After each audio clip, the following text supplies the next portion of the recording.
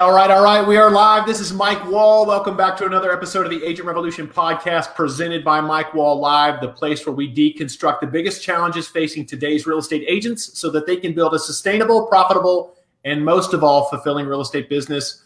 What a show we have today. I'm joined by best-selling author MABEL KATZ, and we are talking about happiness and specifically how to achieve happiness in the chaotic world of real estate. Don't forget, you can get more free, great real estate business training at MikeWallLive.com. Miss MABEL, are you ready to rock and roll? I am ready. I just want you to know something that you don't know. My kids are in real estate. No way. Yes way. Well, this show just got even better. So thanks for letting me know that. Before we get into talking about today's topic, let's talk a little bit about you, because one of the things I'm always curious about is how someone got into their particular, how they chose that particular career path. And so I'd love to hear your story about how you got into becoming a writer. Yes. Well, I don't know that I am a writer. So listen to this. I used to be an accountant. I have 2 university degrees, CPA and a license in business administration. I'm originally from Argentina. Yeah. I've been living in Los Angeles for 37 years. And I was a very successful accountant, senior tax accountant here in LA. Yeah. But one day I woke up. I was looking for happiness in the wrong places. Yeah. So I had everything that somebody thinks it needs to be happy, but I was not happy. So I started my search and I became a spiritual. I became a believer. My life completely changed. And I started actually writing from my heart. So my books, for example, are very easy to read. I don't use very, difficult terms because I don't know them probably in English. Yeah. So, I just write again from my heart. That's why, my books, usually people say your book changed my life, you know? Love it. I love that. So this is actually one of my favorite topics because oftentimes in real estate, people want to learn more about skill set. And my belief is that it's not skill set that's lacking in real estate, it's mindset. The issue is mindset, because I think we have a bunch of skilled people running around with the wrong mindset. And, Yes. and oftentimes what happens is, we have people who know what to do, they just don't do it, and they don't know why they're not doing it. You know what I mean? I know. Well, I also have some my own experiences with real estate and things that happened that to me that were kind of miracle things. Yeah. For example, after I divorced, I started renting a place that I couldn't afford, really. Yeah. But it just came to me because a friend of mine said, let's move in together. So we have 2 incomes, but my friend changed her mind and she says, you know what, Mabel, I'm moving to Arizona instead. And I ended up with assuming, because I could have canceled, but I assumed, and I said, I will be the responsible person. I'm going to sign the contract myself. They allow me to do that. And in less than 1 month, I was making so much money. I said, I don't need a roommate. I can afford this place by myself. Yeah. And then the owner came to me. I love that place. And the owner came to me and says, Mabel, I know you love this place, but I decided I'm going to sell it. So when your rental agreement, expires in September, either you will have, if you want to stay, you have to buy it or you have to leave. That's the first time that I realized that being a renter is not secure yet, because they can ask you to leave anytime. Yeah. And I wasn't planning to buy, Mike, because I had owned houses. And I remember I was not happy. Yeah. So I realized it wasn't about owning things that make me happy. Yeah. So I said I could rent for the rest of my life. But anyway, I said, if this is the place for me, because I would love to stay, I said, God will get me the loan, because I couldn't afford. I had a short sale before. I had different reasons. My credit was not bad, but I had a short sale. Yeah. So at that time, it was a big deal, to get a loan. So I said I don't qualify. I was not working. I didn't have a stable income at that time because I just divorced and I was helping my husband in his work, so I didn't have a job at that time of mine. But like I said, everything just fell into place. I had income suddenly and everything, but I didn't qualify for the loan. Yeah. And I said, well, if this is the place for me, God will get me the loan, because even being an accountant and knowing the requirements and everything, I don't qualify. Yeah. And at one point, my rental agreement expired and I didn't have the loan. So, I didn't think of calling the landlord and crying or say, oh, give me one more month. I love this place. I just said, you know what? I'm going to call him and tell him I didn't get the loan. Yeah. And without any thinking, or worrying or trying to manage or manipulate or control. So I just said, Ken, I'm still interested, but I didn't get the loan. Yeah. And he told me, Mabel, it's not a good time to put the property in the market. Just write down an extension of your rental agreement, fax it to me, and I'll sign it. Yeah. So he came up with a solution. Okay. Yeah. It happened to me another time when I let go completely of my secure and stable career as a tax accountant. Yeah. To dedicate full time to this, what I do now. And but I was counting with some income from some products, and that allowed me to have employees already. And suddenly this income disappeared, and I said, what am I gonna do? How to handle, to support all these people, to have this big responsibility with a new career. 2 days later, Mike, I got a letter from, at that time, Wells Fargo, my mortgage lender, and says, your mortgage is going down to half. I was paying $1,900. Now you have to pay $900 only, because I had a variable loan and the interest had gone down. I mean, so you're talking about mindset. We actually create our own lives. And it depends if you worry or no worry, or the important, or if you are attached, to results or something. We are our own obstacle in our own life. I mean, miracles really happen.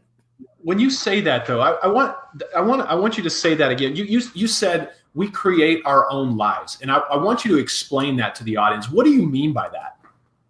I mean that if you say I can, I can. If you say I cannot, I cannot. If you say this is difficult, it's difficult.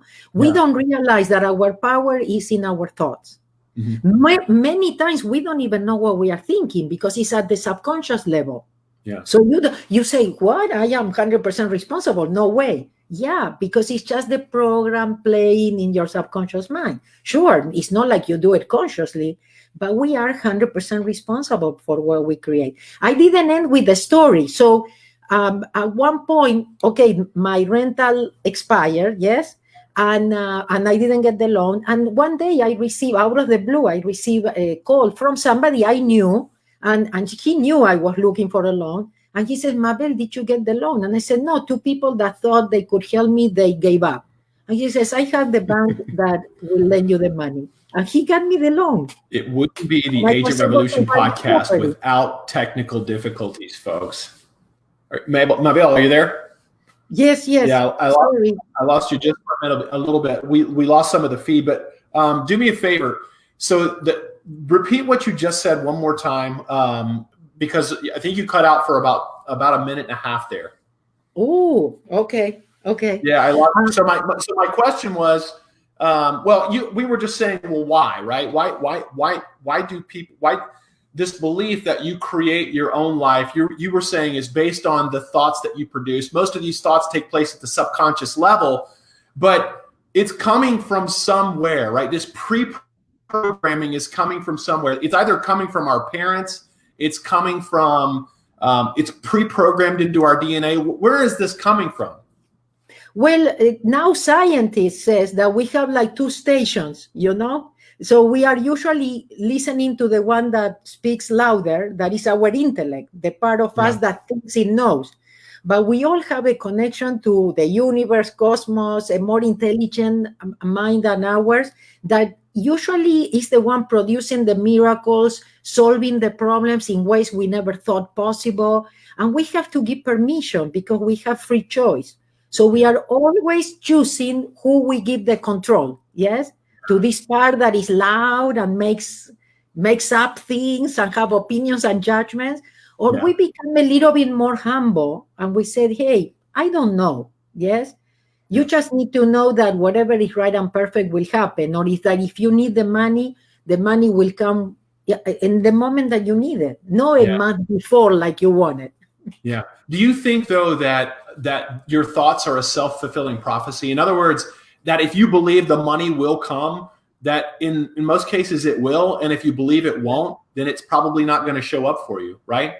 Yes, I totally believe that. And I'm proof of that.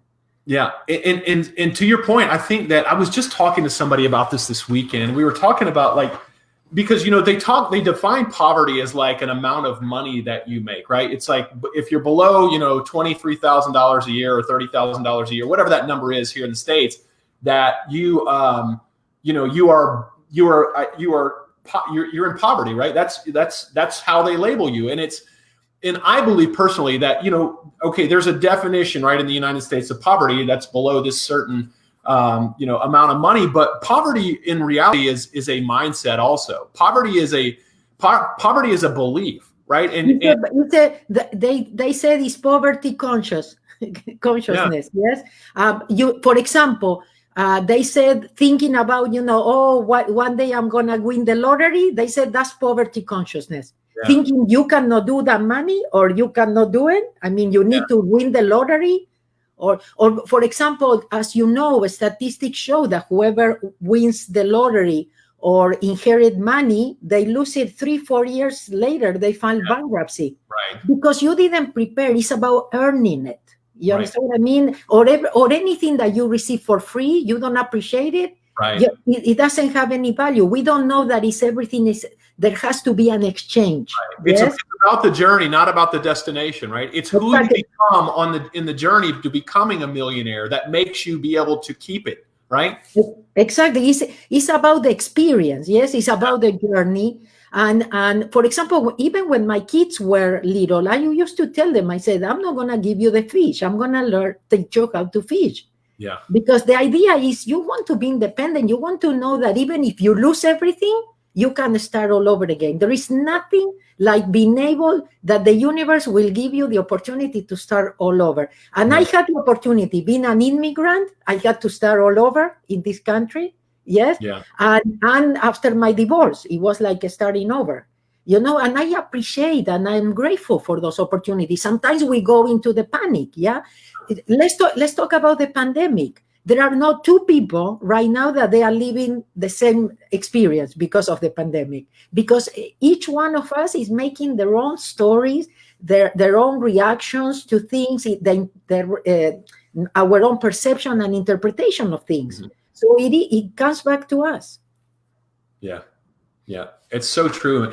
And, as it relates to real estate and the pandemic, it's like, I've often find that when we bring somebody new into our environment or an agent comes in, it's like they go through this evolution, right? Where they have to work really hard. It's like, and I always tell them, the universe is not going to relinquish itself to you until it knows you won't give up. It's going to continue to knock you down and knock you down. Yeah.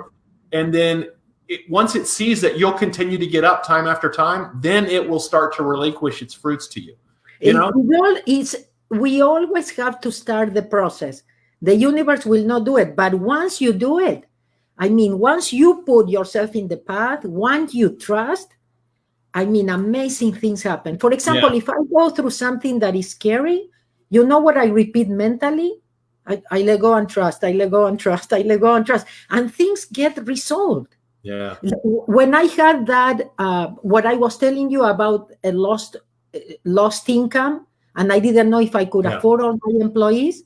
Yeah, I went into the anxiety. My intellect told me, oh, you will have to go back to preparing taxes, and that was the logical, yes.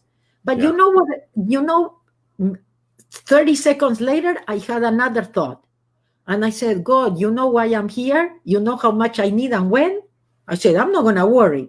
It's not like I didn't worry anymore. It's like I was conscious enough not to give the control to my worry. So every time that I noticed I was worrying, I would look up and I said, I'm not going to worry, like a little child. Yeah. Because we have to go back to being children and trust the way we trusted when we were children. Yeah, I love that. And I always love reading books about stoicism. I think I'm just addicted to reading books about stoicism, because what they believe is it's not things, events, or people that upset you. It's your opinion of or your expectations of what you think, about those things. And because ultimately no one can upset you. Only you decide. Yeah, it would be your judgment of what, and the reason why we know that is because something may happen to me that upsets me, and it happens to you and it doesn't upset you. It's because my judgment of what's happening is different than yours, right? Agree totally. You know what we say? We say the problem is not the problem. It's how you react to the problem that is the problem. Yeah. Sure. Yeah. So, for example, I talk about a very ancient Hawaiian art of problem solving. It's called hooponopono. And I learned through hooponopono that I am 100% responsible, no guilty, because people, confuses. It's totally different. I want something to change out there, I have to change. Right. You understand? We are waiting. The same thing, I have a world peace campaign, and it's peace begins with me, peace within is world peace. We are waiting for something to happen. Somebody has to do something about it. But we don't realize the power we have to change it. We don't have the power that we have to create it. And sometimes you don't even have to get out of your house to make a difference. Yeah. So oftentimes I find that a lot of people in our industry, it is very chaotic, and there's a lot of emotions on the line when you're talking about real estate. But when you have to be able to compartmentalize those things. It's like, yes, bad things happen, and it's about learning acceptance and then being able to pivot and move forward quickly, I think is what makes a really good real estate agent. Because if you get too emotional, if you go down a rabbit hole too far, then I think you cannot be the best version of your real estate self and be able to direct and guide your clients. And people talk about, I'm realizing as I get older now, I realize happiness is a choice more so than anything. And I think that we make the mistake of saying, once I get here I'll be happy, or once I do this I'll be happy, and then we get there and we realize I feel exactly the same way I did before. And what we don't realize is that if we had just made the choice to be happy about what we have in gratitude and what we've already accomplished, then we could continue that feeling throughout our entire lives. Would you agree with that? And you have to know that, let's say you lose money in a property or something, you have to know that more is coming. Yeah. I think you also have to work on the fear of rejection, not taking things personal. Yes. Yeah. There are a lot of things. Sometimes you say next. The story that I tell in my very first book, The Easiest Way. I heard this and I thought it was amazing. But this guy, I remember, I don't know if I was in a multi-level company or something like that. And this guy came to talk to us, and he was in real estate. And he told us the story that when he was young, he had this opportunity to work for this real estate company. And the owner says, okay, come with me. You're going to go out to the market with me. And they start driving, and he's so excited. And at one point, the guy stops in a corner and he says, okay, I'm going to leave you here, and you are going to go for your first 100 no's. See all those houses, you knock, and you ask them if they want to sell their house. I says, and he gave them a paper with 100, squares. I says, and you go for your first 100 no's. Yeah. And he was scared and he couldn't believe it. But he went for it. And he says, hey, if I didn't go for the no's, I would have gotten the yes. And I got some yes. Some people say yes. Yeah. Yes? There's a book written after that. It's called Go for No, by the way. It's a really good book. I didn't know. Yeah. And so let me ask you this, because you said one thing that really stood out to me. You said that you wrote from the heart. And so on some level, you felt compelled to to really delve into this topic of, you know, mindset or creating your own destiny. And obviously you've come a long way since you've started, but like, where did that even come from? Like, did you come to a point in your career as an accountant where you were not happy and you wanted to figure out why, and you started digging and you really started to uncover all this stuff? No, I'll tell you what happened. Well, first of all, my mother used to come from Argentina to visit, and she said, look at the house you have, and new cars, and a husband that loves you so much, and 2 kids, beautiful and healthy. And she would say, what's your problem? Because I was always mad and satisfied. Like you said, you know, you think it's that house that will make you happy, and then you move in and you said, no. So you keep, and you keep looking for a bigger one, you know. It was, okay. What happened was that I was a very angry person, and I played a lot with my oldest son, and not physically but verbally. Yeah. And one day he talked to me the way I used to talk to him, and I saw myself. I was awakened, I guess, enough, or I decided to awaken, and I said, wow, I said that he learned that from me, and that's not what I wanted to teach him. Yeah. And I told myself, Mabel, you have to do something. And that day, I don't know if you remember, and I don't know if they are still here, but many, many years ago, I'm talking about, there was in the San Fernando Valley, there was a university. It was called Learning Tree University. Yeah. And I used to receive their book, you know, with all the courses and everything. I'm talking to you about the time that there were the first courses about Excel and Word and how to send an email, you know, and the internet and things like that. And I never saw that they have other kind of courses. But when I took the decision, oh, voila, you know, like we said, the universe is waiting for you. Yeah. And I saw that there was a class about anger. And I said, hey, I'm going to go and take, I said, what is anger? Where is coming from? Yes. Yeah. And this guy ended up being a metaphysical teacher. And I started going to his house for group courses, you know, metaphysics. Another friend of mine noticed I was in my search, and she gave me a metaphysical book. Then I started going to yoga classes, and at the end of the class, the teacher would make us do a visualization, and I was manifesting what I visualized in my yoga class that same day. Yeah. So I started wondering if we had the power to change our life inside of us. Yes. So because I was always a person that used to blame and complain and trying to change people, you know, and the problem was always out there, you know. Yeah. So I started wondering, and one of the most important things that changed my life was realizing that we don't depend on anybody or anything to change our lives. Yeah. That we don't have to wait. That, like you said, happiness is a decision. There is not enough money to make you happy. Yeah. You know, it's not about the money. It's not about the house. It's not about. That's why when you said you know what it came to me when you talk about 30,000 and the level, and that's poverty. Yeah. You know, maybe the $30,000 guy is much happier than us that make much more money.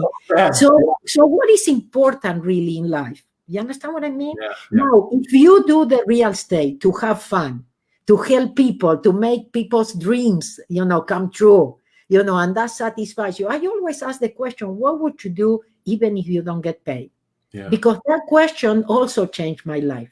Yeah. I was still a tax accountant, and you know what I wrote when they asked me that? I said, traveling the world, sharing with others what had helped me.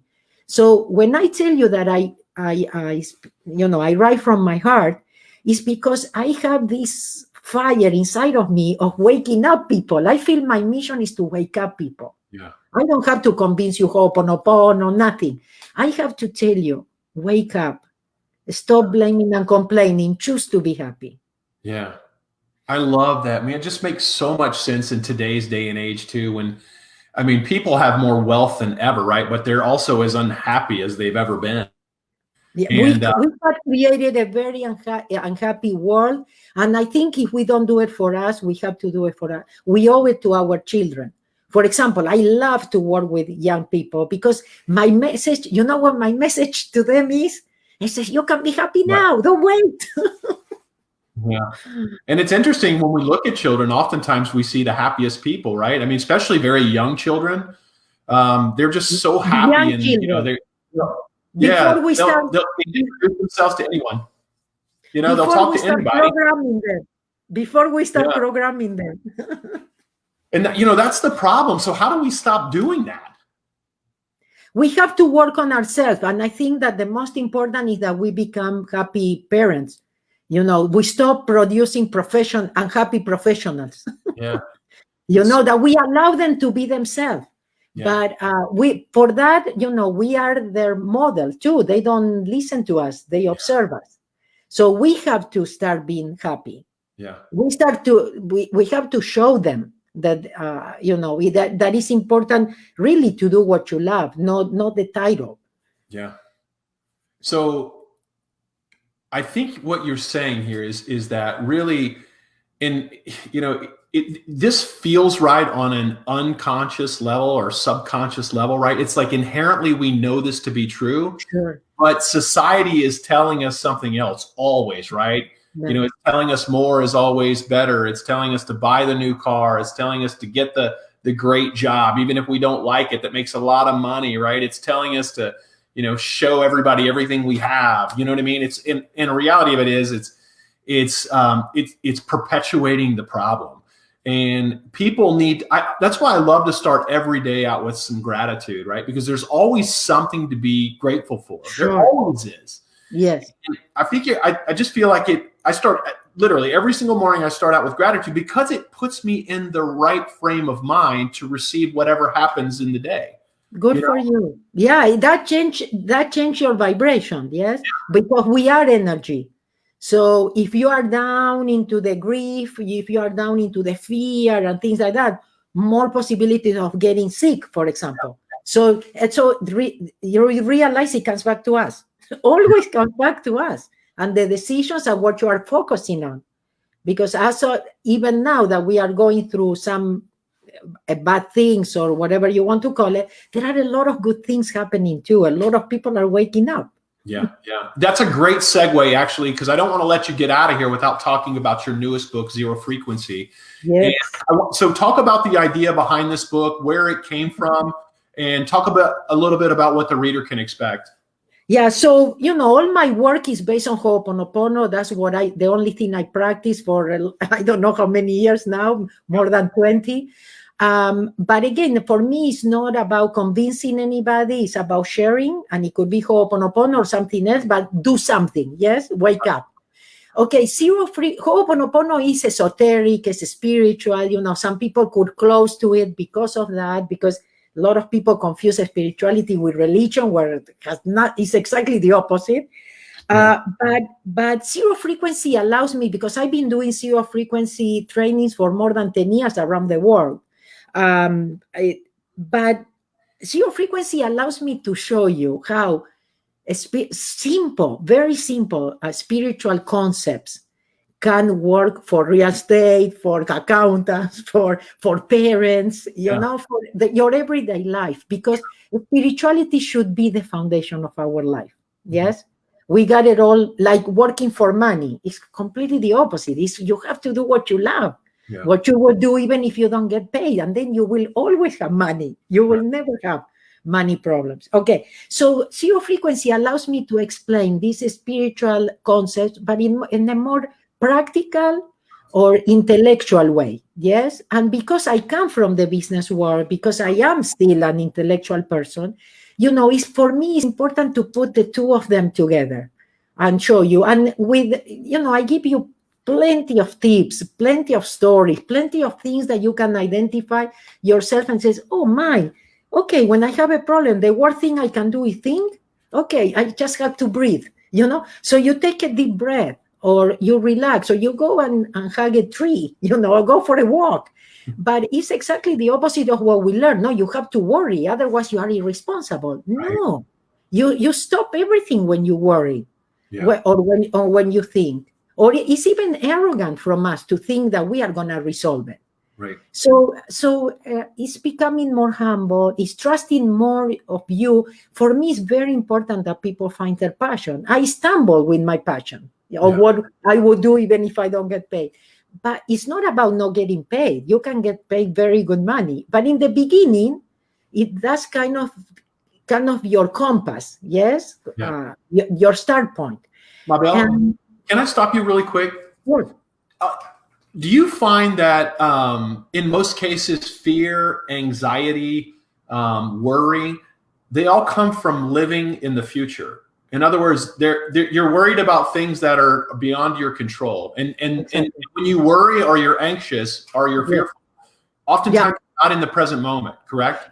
If you are engaging with the emotions, is it somebody or something triggers something from the past? Yeah. If you are worried, anxious, or something, you are in the future. Right. So zero frequency is about living in the present. That's all you have. Yeah. And actually, it depends on because life is consequences. We don't realize because of the thing of time. Yeah. But everything that we are living right now is consequences of the decisions that we made, actions we took. You understand what I mean? We are 100% responsible. Yeah. But the good thing is we can change it. It's not about you feeling bad because you created it. It's about, I said, I created it. I can change it. Yeah. Now you get your power back. Otherwise, you are giving power because of the government, is your neighbor, is your spouse, is your partner. You are always depending on somebody. No, you depend on you. That's it. And the good news when you do take responsibility for your actions or where you're at in life is that yes, you are there because of the decisions you've made, but you also have the power to control and change those decisions, right? And start making better. I was a very independent person since I was a child. I started making money at 5 or 6 years old. I started selling magazines, to make money. But the thing is that I felt free for the first time in my life. Well, first of all, I was happy for the first time in my life when I found spirituality, and I realized I was not alone. I didn't have to do it alone and everything else. But the other thing, it was the idea that, wow, I created it, I can change it. When I realized about 100% responsibility, I felt free for the first time in my life. Yeah. What's your favorite book that you've written? That I've written? You've written personally. The Easiest Way to Grow. for children 3 to 100-year-old. And why is that your favorite? Because everything that changed my life, everything that helped me to open up my mind, everything that I put it on that book. It was a children's book, so I couldn't put everything. Yes, yeah. So I recorded the messages, and it's all about reprogramming your subconscious mind. Remembering. It's about remembering. Yeah. Yes. But letting go. For example, we talk about many important things, but I'll tell you other things that changed my life. Yeah. For example, I was a person that, for me, what other people thought of me was very important.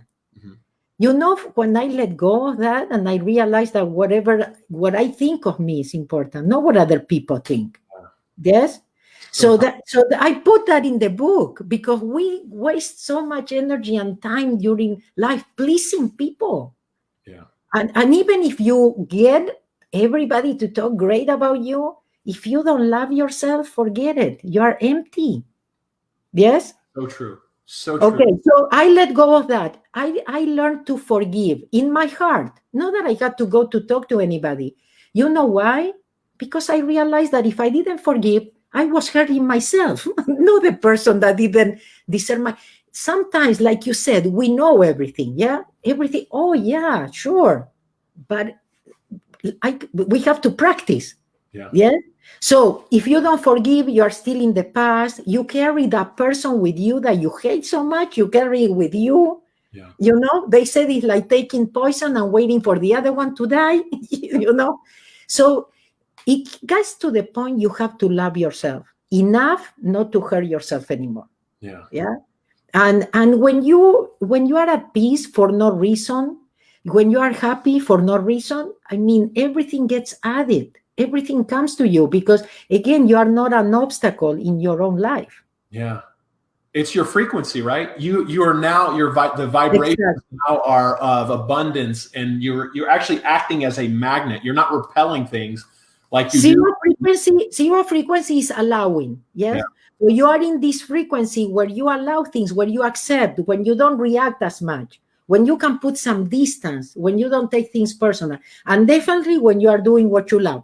For me, it's very important to connect people with what they love, what they would do even if you don't get paid. Because for me, that would be a perfect world, that we all do what we love. Yeah. Yes? We all would have money and resources and everything. Yeah. So I'm curious, has any book that you've read made a major impact on you? Like, Yes. what's the one book or two books that have made a major impact on you? Okay, give me three. Love them. 7 Spiritual Laws for Success. Very small book, Deepak Chopra. Yeah. Everything you have to know is in the book. Yeah. Okay. I think I have that one. I'm writing it down now. Okay. So 7 Spiritual Laws for Success. Then the Mastery of Love from Don Miguel Ruiz. Everybody knows him for the 4 Agreements. Yeah. But the Mastery of Love is amazing book.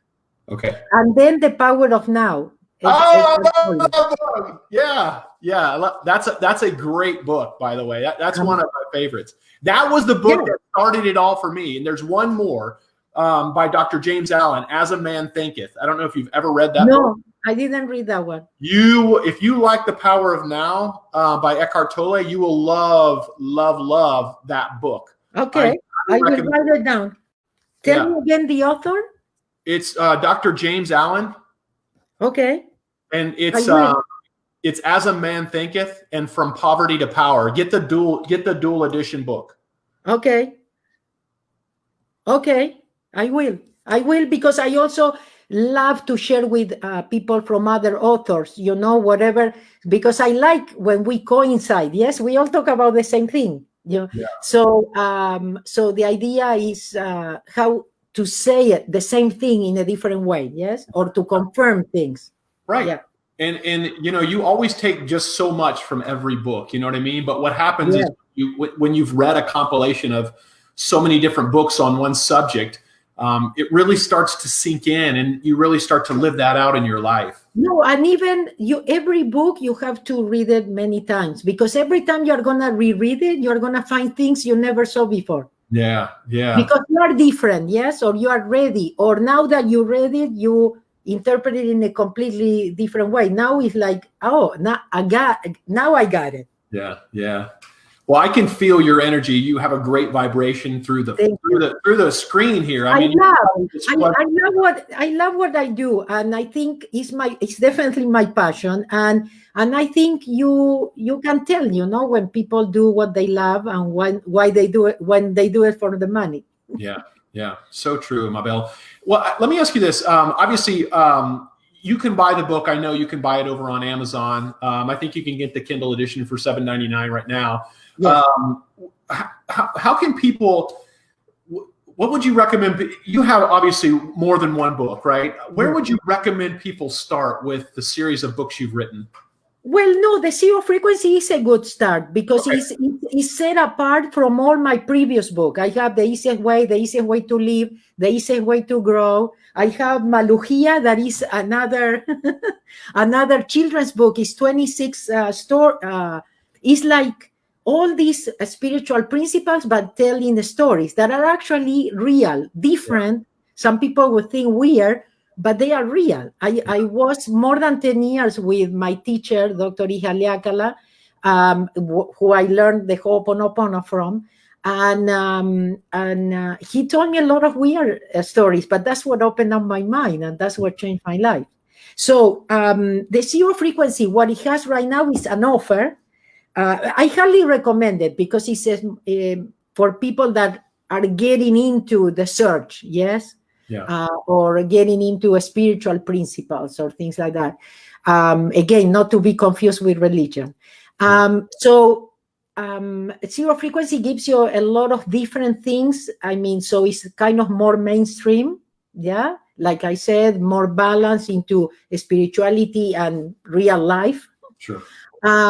So, and right now, if you go to zerofrequency.com and you go to the book page, you're going to see that actually if you buy it in Amazon, you can get $100 and digital products. One is my very first zero frequency training I did here in Los Angeles. Yeah. With my teacher, Dr. Ihalia Kalahiulen. He participated in my very first zero frequency training. Yeah. And then another one that I did that is Renew You, that we did with Don Miguel Ruiz and DC Cordova and Gary Quinn, Gabriel Nosovich, and other people. And it's amazing. That's video, amazing. You can do processes there. You're going to learn a lot about business and how to apply also all these principles. Yeah. So I totally recommend it, and right now you are getting it for free. But anyway, I am in all social medias. In Facebook, I'm Mabel Katz fan page, and then Instagram, Mabel Katz, Twitter, etc. And I do have a MABELKATZ.com page that has some free resources and a Hooponopono video course that, a free basic Hooponopono video course. So, I mean, I have a lot of things. But also, in the zerofrequency.com, there is like a starter pack, and you can get also part of this book and some videos, and also this book comes with 10 videos that accompany the book, because I wanted to kind of be there with people, to support people as they go, because I always says zero frequency is a journey, that starts on the first page of the book. And then I would there are many chapters that come with a video, so you can get access also. Those are for free too, but they come with the book. Yeah.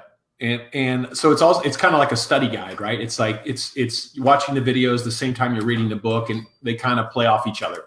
Yeah, or when you finish, you want to reinforce the concepts or something, or maybe when you listen, you get the idea better than, after you read it or something like that. So people will use it in different ways, but I just wanted to do some complementary things to just the book. Yeah. Yeah. Well, Mabel, we're so grateful that you had an opportunity to spend a few minutes with us here this afternoon. I enjoy very much, Mike, and I love your way of thinking too. Well, I've so enjoyed it. And as usual, I love sharing these stories week after week, because I know this show is literally changing agents' financial and spiritual life. And I will tell my kids to watch you. Yeah. Do me a big favor. If you know someone that might enjoy the podcast, please share it with them. And if you like the podcast, please go to wherever you listen to podcasts. Make sure you subscribe. And don't forget, we've got 8 hours of free real estate training over at MikeWallLive.com. Please leave us a 5-star review if you like the show. For Mike Wall, this is Mabel Katz. Hey, Mabel, thank you so much again for being on the show. I so enjoyed it. Thank you. All right.